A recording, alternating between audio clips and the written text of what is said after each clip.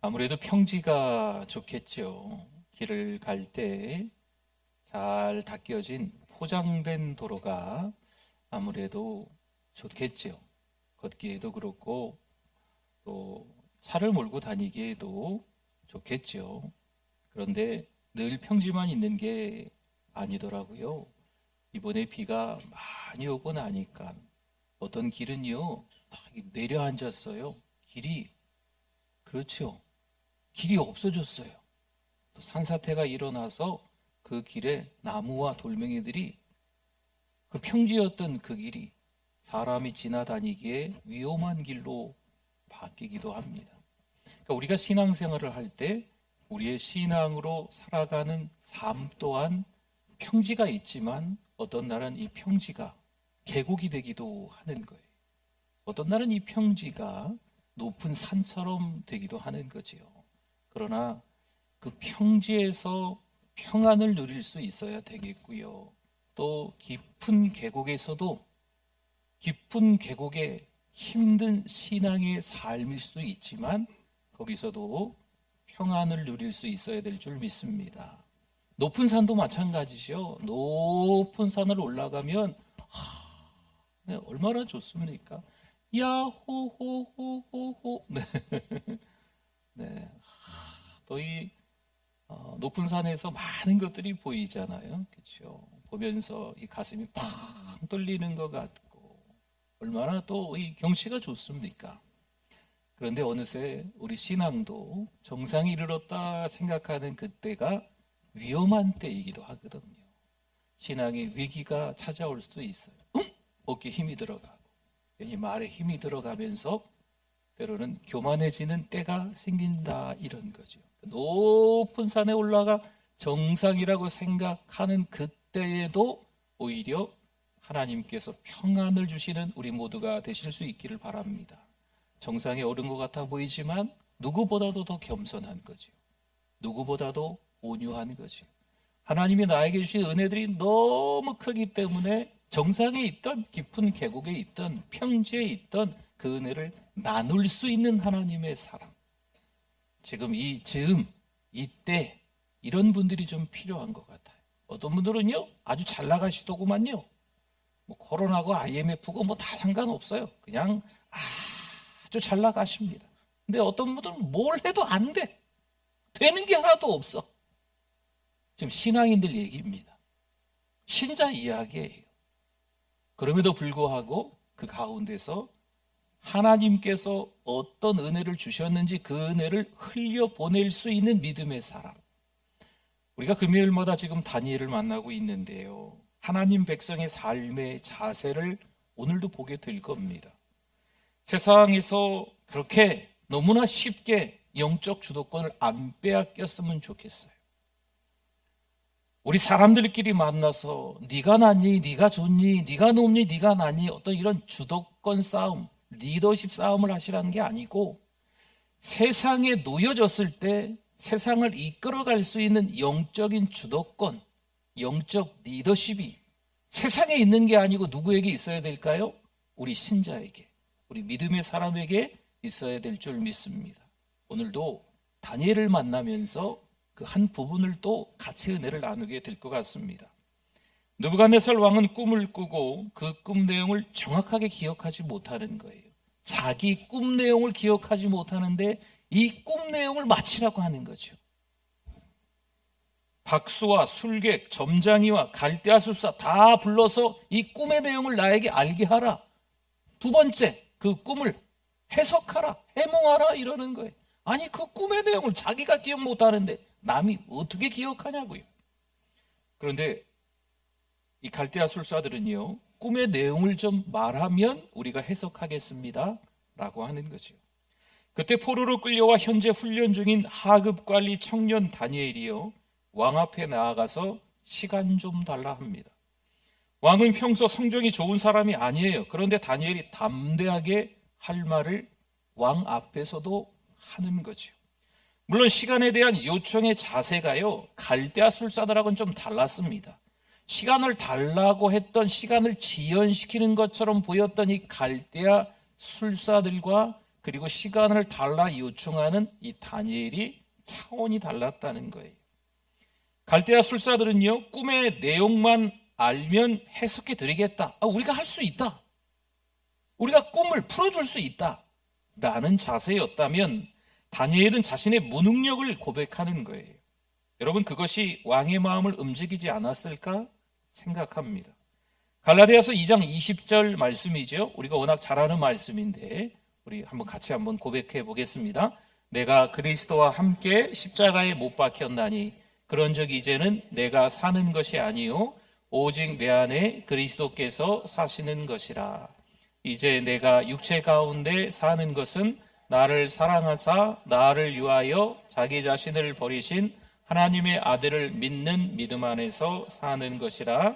아멘. 이미 우리는 2000년 전에 십자가에 못 박혔습니다.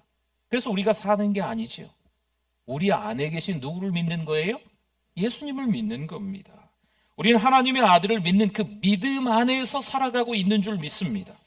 우리는 예수님이 필요한 사람들이에요. 십자가 공로가 없이는 살 수 없는 죄인들, 이런 표현이 사실 맞아요. 성도 여러분, 우리가 영적 전쟁에서 마귀를 이기는 방법도 마찬가지입니다. 내가 이 정도면 뭔가 할 수 있다, 내가 이 정도 영적 실력이면 마귀를 이길 수 있다 하면 무조건 참패를 당하는 겁니다. 이길 수 없습니다. 하지만 내가 아직도 아무것도 할 수 없는 연약한 존재다 고백하는 거지요. 여러분, 마귀한테 고백하라는 게 아니에요. 하나님께 고백하는 거죠. 누구의 힘이 필요할까요? 하나님의 힘이 필요한 거예요. 나는 할 수 없지만 하나님은 하실 수 있는 줄 믿습니다. 사람은 할 수 없으되 하나님은 하실 수 있는 줄 믿습니다. 그때 하나님께서 대신 싸워주시는 거예요. 그렇다면 그 전쟁은 무조건 하나마나 승리인 줄 믿습니다. 하나님을 경외하는 다니엘 자신은요, 아무것도 할 수 없다 고백하죠. 오로지 하나님을 믿고 담대하게 할 말을 하는 거예요. 우리도 위기의 순간이 찾아올 수 있습니다. 하지만 그때 하나님께서는 우리에게 지혜와 총명을 주셔서 할 말을 오늘 다니엘처럼 느부갓네살 왕에게, 절대 권력자에게, 성정이 별로 좋지 않은 그 왕에게 할 말을 할 수 있는 거죠. 17절 볼까요? 17절. 이에 다니엘이 자기 집으로 돌아가서 그 친구 하나냐와 미사엘과 아사랴에게 그 일을 알리고. 아멘. 다니엘은 자기 집으로 돌아가서 새 친구에게 알립니다. 굳이 새 친구에게 그 일을 왜 알릴까요? 그렇죠. 알리는 이유는 그거예요. 기도해달라는 거예요. 기도. 죽을 위기에 처한 다니엘은요, 친구들과 함께 기도합니다. 여러분, 하나님의 백성은 어려운 일이 생기면 포기할까요? 어려운 일이 생기면 같이 포기하자. 힘들고 어려우니까 다 같이 죽자. 아니죠. 힘들고 어려운 일이 있을 때 기도하는 게 기도. 이게 우리에게 이 즈음 필요합니다. 여러분, 힘들고 어려우니까 교회를 떠나요. 하나님께 등져요. 세상이 너무 좋아요. 세상 연락을 즐기고 세상 풍조를 따르고. 여러분, 이런 분들 그냥 구경만 하시겠어요? 사랑방에서 남녀선교회에서 자꾸 관심과 사랑을 쏟아주셔야 돼요. 하나님의 사람들이 또 다른 하나님의 사람들을 그냥 내버려 둬서는 안 돼요. 아이고, 믿음도 없는 사람들이 어려운 때 교회를 안 나오네. 천국 가겠어? 천국 가죠. 하나님의 자녀인데. 여러분, 우리가 판단할 게 못 되죠. 어린아이 같은 신앙이라면 그 어린아이를 조금 더 신앙이 좋은 우리가 도와줘야 되는 거예요. 손을 내밀어야죠. 사랑의 관심이 필요하다는 거죠. 성도 여러분, 우리는 하나님의 사람이고 그리스도인인 줄 믿습니다. 우리는 하나님께 속했고요, 예수님께 속한 사람들이 맞습니다. 그래서 우리는 하나님과 대화하면서 살아야 하는 거예요. 여러분, 하나님과 대화하는 걸 뭐라고 할까요? 기도라고 합니다. 우리가 기도하지 않으면 죽은 거나 다름없습니다. 기도는 영적 호흡이라고 합니다. 들숨, 날숨이 있기 때문에, 지금 숨을 쉬고 있기 때문에 살아 있는 거죠. 숨을 쉬지 않으면 죽는 거잖아요. 숨 쉬는 건 호흡입니다. 영적 호흡이 뭐라고요? 기도입니다. 마치 이 땅을 살아가면서 숨을 안 쉬면 살아있다 말하지 않아요. 그냥 죽었다, 별세하셨다, 소천하셨다, 돌아가셨다, 이렇게 이야기하는 거죠. 우리도 마찬가지예요. 기도하지 않으면 살아있는 것 같아도 죽은 거죠. 예수를 믿는 사람들은 뭐 해야 살 수 있다? 기도해야 살 수 있는 줄 믿습니다. 또한 기도할 때 자세가 좀 있어요. 마가복음 11장 24절 말씀에 그러므로 내가 너희에게 말하노니 무엇이든지 기도하고 구하는 것은 어떻게? 받은 줄로 믿으라. 그리하면 너희에게 그대로 되리라. 아멘. 기도는 하나님이 성도에게 주신 가장 큰 선물이며 능력입니다. 하나님의 자녀에게 주신 특권이 기도입니다. 하나님의 자녀가 아닌 사람들이 기도할 수 있을까요? 그런 특권을 그들에게 주시지 않았습니다. 교회는 안 다니면서 예수는 안 믿으면서 아이고 다 하늘이 다 지켜주는 거지, 나도 신을 믿어. 믿긴 뭘 믿어요? 그분들이 기도하는 건 기도가 아니에요. 하나님의 자녀들, 선물 받은 우리가 하는 게 기도입니다. 하나님이 왕의 꿈을 자신에게 보여줄 것을 조금도 의심하지 않는 다니엘을 보세요. 하나님은 마침내 다니엘과 세 친구의 애통하는 기도를 들으셨습니다. 성도 여러분, 마침내 기도 응답을 받으면 어떻게 해야 될까요? 다니엘이 어떻게 합니까? 기도 응답을 받자마자 어떻게 할까요? 여러분 같으면 누구에게 바로 찾아가시겠습니까? 여러분, 다니엘이 누구를 찬양하는지 먼저 보셔야 돼요. 하나님께 감사하고 하나님을 찬양하는 것이 기도 응답을 받았을 때 제일 먼저인 줄 믿습니다. 기도 응답 받으면 하나님 감사합니다 라고 하셔야 돼요. 아, 역시 나는 럭키가이야. 그냥 운도 좋아. 나는 그냥 행운이야, 행운. 이 틈에 로또 복권이나 하나 더 살까? 아니, 사는 게 아니고 쓰는 건가요? 네. 아무튼 그렇게 하면 안 되죠. 하나님께서 건강 주셨는데 하나님께 감사해야죠. 하나님께서 우리의 삶을 인도해 주시는데 하나님께 감사해야죠. 어느 선교사님이 아침 기도 중에 있습니다. 그런데 하나님께서 이 선교사님에게 이런 질문을 합니다. 너에게 난 누구냐? 선교사님이 즉시 대답하시네요. 네, 하나님은 저에게 있어서 항상 첫째이십니다. 그렇게 대답하고서 이 선교사님이 스스로 대답을 잘했다 여겼습니다. 그런데 하나님께서 기뻐하시지 않는 것 같은 그런 느낌이 있잖아요. 네. 하루 온종일 하나님이 그렇게 기뻐하실 것 같지는 않은데 이런 느낌이 계속 드는 거죠. 내가 무슨 잘못을 했을까? 그러다가 깨달았습니다. 그리고 다시 하나님께 대답합니다. 하나님은 저에게 모든 것입니다. 그때서야 이 선교사님은 하나님께서 기뻐하시겠구나, 기뻐하시는구나 느꼈답니다. 성도 여러분, 하나님은 우리에게 첫째가 아니십니다. 하나님이 우리에게 첫째가 되는 것을 기뻐하지 않으십니다. 하나님이 첫째라면 둘째, 셋째가 있다는 의미이기도 한 거죠. 하나님은 언제나 우리의 전부가 되시는 줄 믿습니다.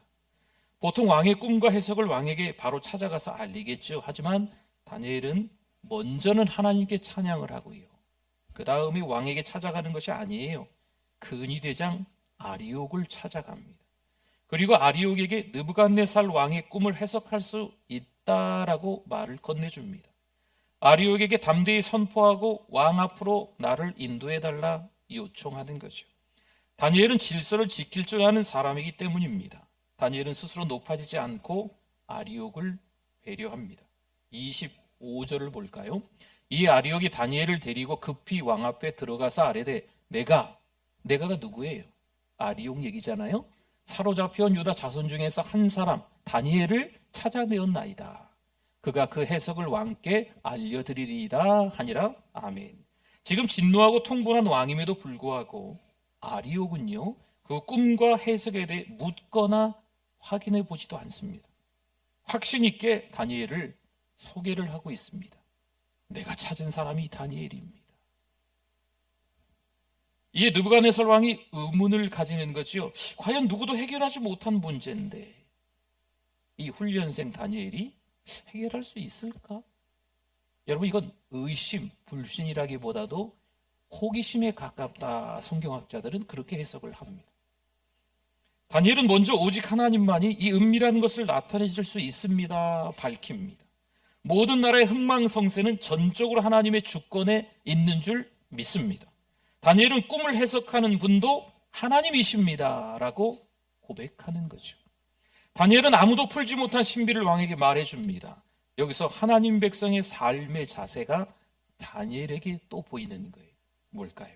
30절을 한번 볼까요? 내게 이 은밀한 것을 나타내심은 내 지혜가 모든 사람보다 낫기 좋기 때문이 아니라 오직 그 해석을 왕에게 알려서 왕이 마음으로 생각하던 것을 왕에게 알려주려 하심이니이다. 아멘. 다니엘은 왕이 꾼 꿈이 하나님이 주신 계시임을 분명하게 지금 전달합니다. 또한 하나님에 의해 반드시 되어질 것이라는 확신을 가지고 있습니다. 성도 여러분, 하나님의 비밀을 맡은 자의 책임은요, 그것을 다른 사람에게 알게 하는 것입니다. 그리고 그것을 통해 하나님이 드러나는 거지요. 하나님이 나에게 주신 은혜가 있습니까? 하나님이 나에게만 특별히 주신 재능이 있습니까? 하나님이 나에게 주신 어떤 선물이 있나요? 여러분, 그렇다면 그것을 내가 보따리에 잘 싸매가지고 어디 옷장 속, 이불 속에 잘 숨겨놓고 이런 게 아니죠. 그 은혜를 흘려보내야 돼. 그 받은 선물을, 받은 달란트를 흘려보내야 되는 거예요. 보십시오. 다니엘은 이 모든 풀이를 하나님의 영광으로 돌리고 있습니다. 우리는 여기서 다니엘의 그 믿음과 겸손을 볼 수 있는 거예요. 우리는 어떻게 하든 대장이 되려 합니다. 이 자리에 있는 모든 분들 저를 보면서 다 마찬가지일 거예요. 뭔가 일이 잘 풀리면 내가 했어. 하나님이 나를 너무 많이 사랑하시나 봐. 나를 통해서 이렇게 역사하시네. 물론 하나님은 사람을 통해서 역사하십니다. 그러나 대장이 되려 하는 것이요, 높아지려 하는 것이요, 이 틈에 더 교만해지는 마음들이 우리 가운데 다 그런 죄의 불씨가 있어요. 우리 모습을 통해 하나님은 영광 받으셔야 되는데 그 영광을 누가 가로채요? 내가 가로채려고 하는 이런 모습들이 다 있어요.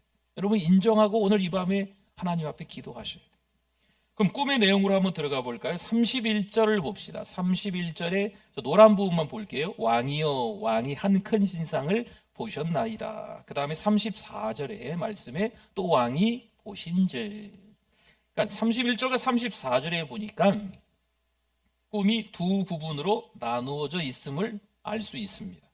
앞에 꿈 내용은 다양한 금속으로 된 큰 신상인 겁니다. 그리고 두 번째 이어지는 꿈은 사람이 손대지 않은 돌에 의해 그 큰 신상이 부서지는 거예요. 이 두 꿈을 지금 느부갓네살 왕이 꾼 거죠. 거대한 신상의 금으로 만들어진 머리는요, 느부갓네살을 의미하고 있는 거예요. 바벨론 제국의 번영, 바벨론 제국이랬잖아요. 제국. 네. 어마어마하게 큰 나라가 됐지요. 하지만 다음의 꿈은 스스로 알지 못해 불안한 마음이 있는 겁니다. 하나님이 다니엘을 통해 가르쳐 주신 것은요, 바벨론 제국의 번영이 아니고 번영 이후에 찾아오는 멸망입니다. 39절을 보겠습니다. 왕을 뒤이어 왕보다 못한 다른 나라가 일어날 것이요. 그러니까 느부갓네살 왕인 거지요. 느부갓네살 왕 뒤이어 느부갓네살 왕보다 못한 다른 나라, 바벨론보다 못한 다른 나라가 일어날 것이요 말씀하는 거예요. 느부갓네살이 통치하는 나라보다 더 못한 나라가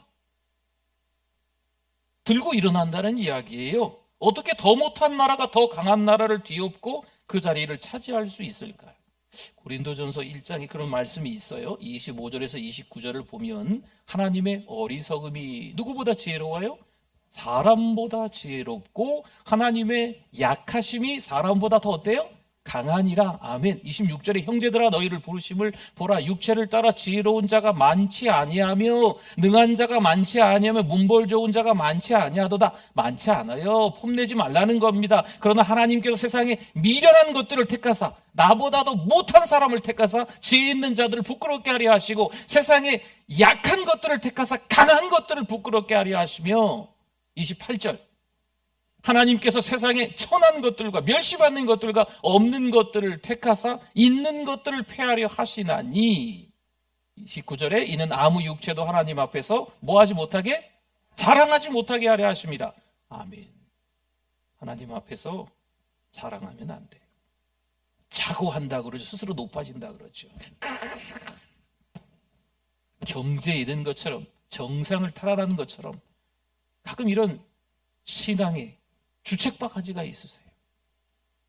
하나님 앞에서 우리는 다 연약한데 하나님 제가 부족합니다. 하나님 제가 무능합니다. 하나님 제가 할 수 없습니다. 이런 고백이 계속적으로 있어야 되는데 하나님 저 아니면 누가 하겠어요? 하나님 제가 지금까지 해가지고 이렇게 잘 된 거 아닙니까? 이건 교만입니다. 사람은 아무 육체도 하나님 앞에서 자랑하지 못하게 하시는 거죠. 모든 절대 주권은 누구에게 달려 있어요? 하나님께 달려 있는 줄 믿습니다. 목사인 제가 신앙생활을 잘하고 있는 여러분들이 다 깨달으셔야만 해요. 내가 하는 게 아니고 누가 하신다? 하나님이 하신다. 물론 하나님은 사람을 사용하십니다. 물론 하나님은요 사람을 통해 역사하세요. 근데 그 사람이 교만해지면 안 된다는 거예요. 하나님이 써주셨음에 뭐 하다고요? 감사합니다. 하나님이 하셨습니다. 저는 그저 도구입니다. 이게 우리의 자세여야 합니다. 물론 하늘의 하나님께서 모든 권세를 왕에게 주어 다스리게 하셨다라는 겁니다.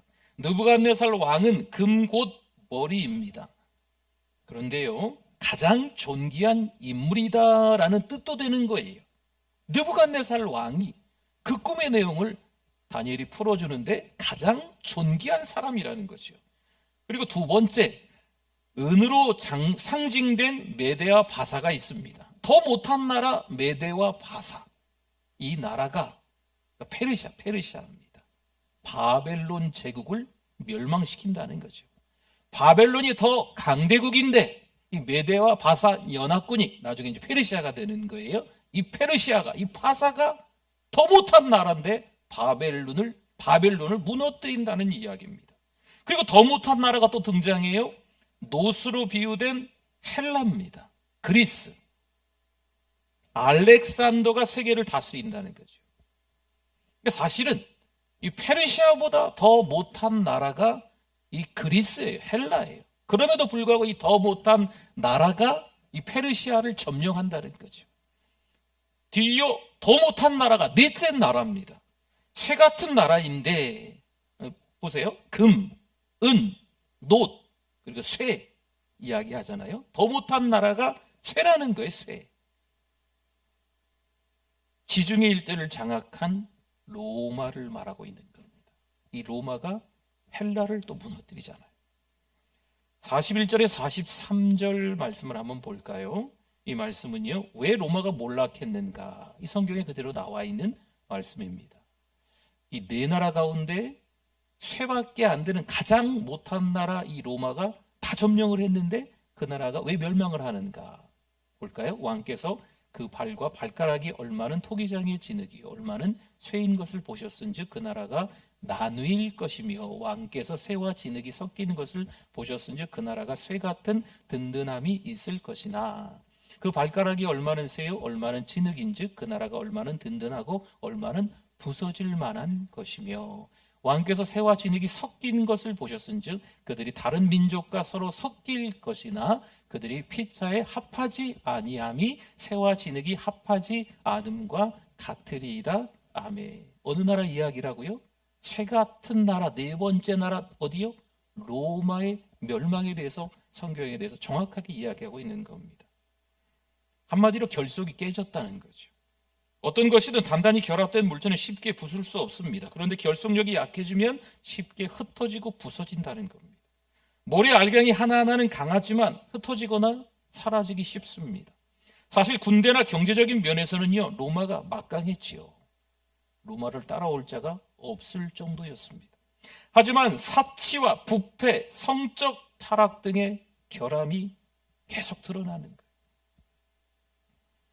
또한 여러 민족을 점령하며 나라를 확정하는 동안 이 여러 민족들이 막 섞이잖아요. 그러니 자기 나라 사람들만의 정체성이 사라지는 거죠.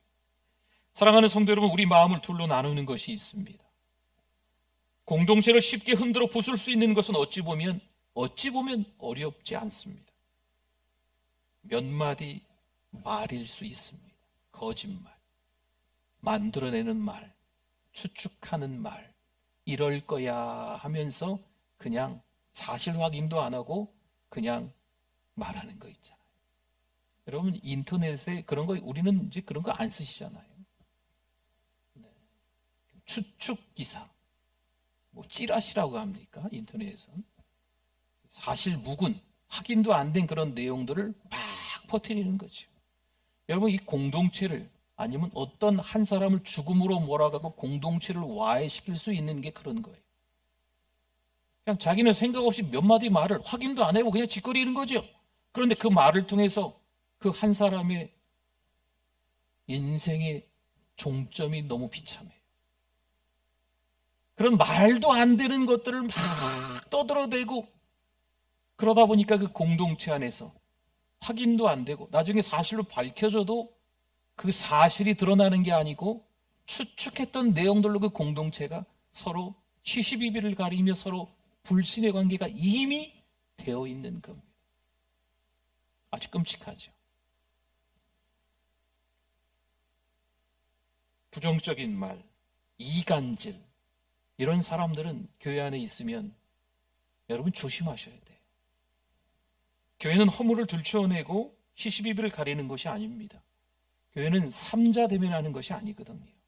사실 따지고 보면요, 말한 사람, 들은 사람, 또 그 입장이 된 사람 같이 셋이 모여서 이야기해 보면 아주 정확하게 누가 거짓말했는지 나올 수도 있어요.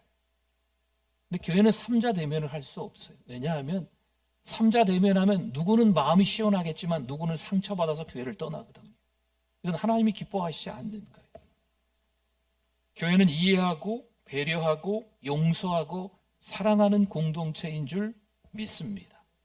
그래서 애시당초 부정적인 말을 하거나 또 비방하고 없는 말 만들고 판단하는 이런 경우의 말들이 소문이 나지 않도록 여러분 속한 공동체를 지켜내셔야 돼요.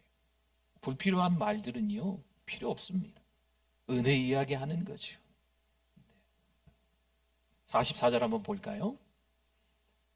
이 여러 왕들의 시대를 아시겠죠? 아까 네 나라를 얘기했잖아요. 하늘의 하나님이 한 나라를 세우시리니, 이 여러 왕들의 시대에 또 다른 나라가 있는 거예요. 하늘의 하나님이 한 나라를 세우시리니 이것은 영원히 망하지도 아니할 것이요, 그 국권이 다른 백성에게로 돌아가지도 아니할 것이요, 도리어 이 모든 나라를 쳐서, 이 땅의 나라를 쳐서 멸망시키고 영원히 그 나라는 설 것이다.